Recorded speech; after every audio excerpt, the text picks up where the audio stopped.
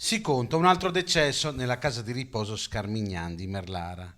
Nelle scorse ore è mancata un 85enne. Sono quindi 43 gli ospiti presenti nella struttura della Bassa Padovana, di questi 25 positivi al coronavirus, mentre un'anziana è ricoverata all'ospedale di Schiavonia. Il tragico dettaglio delle morti sale a 29 tra gli ospiti della struttura, che in questa settimana è stata supportata anche da medici ed infermieri dell'esercito, che però stanno per lasciare la residenza per anziani. Da lunedì infatti rientreranno in servizio alcuni degli operatori che hanno terminato la quarantena e sono negativi ai tamponi.